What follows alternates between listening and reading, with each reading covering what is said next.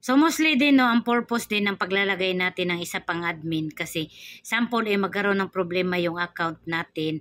So kapag meron tayong extra admin, so possible na ma-open pa niya yung account natin. Sample ma-hack yung account natin o wag naman sana. So yung co-admin natin maka-open pa sa account natin. Yun yung advantage dun.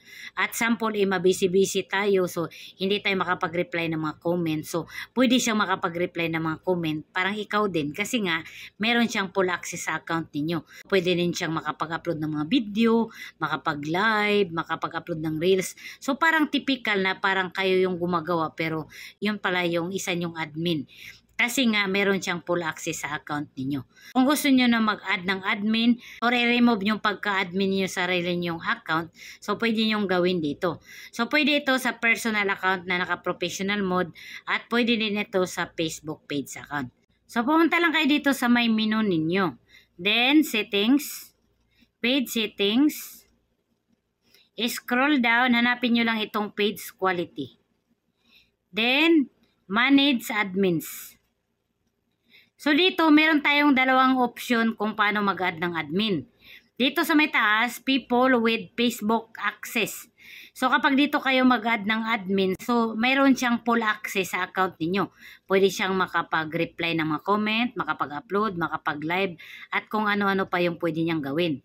Kung dito naman kayo sa may baba, sa may people with task access, so limited lang yung magagawa niya sa account ninyo. So, sample, gusto nyong may full access yung gagawin yung admin. Sample, mabisi kayo, di ba? Hindi kayo makapag-reply ng mga comment.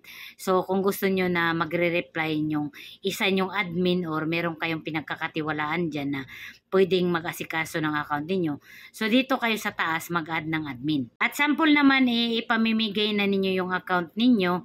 So, kailangan nyo ditong mag-add ng admin para i-remove yung sarili ninyo as admin.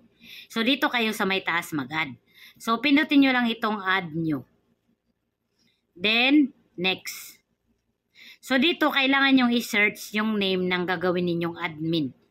So, sample si Bestie yung gagawin kong admin, Heidi Francisco. So, sample ito si Bestie yung gagawin kong admin. So, pindutin lang natin itong name ni Bestie. Heidi Francisco.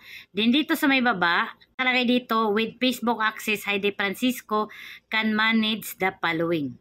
Content, messages, community activity, ads, insight. At dito sa may baba, allow this person to also have full control. So, enable nyo lang ito. Then, give access.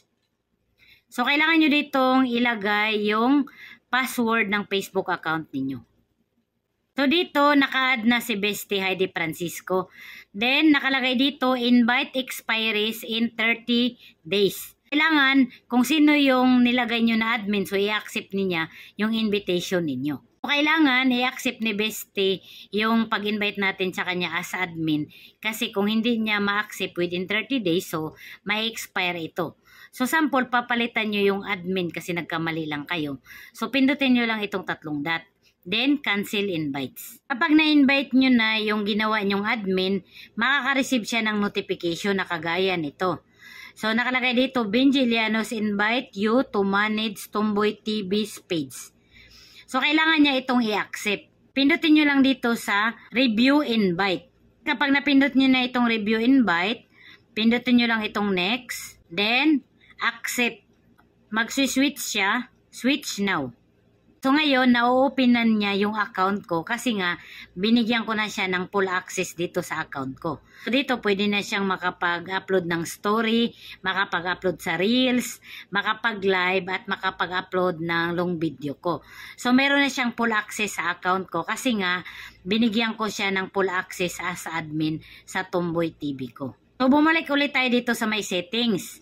Then, page settings. Scroll down, hanapin natin itong page quality. Then, manage admins.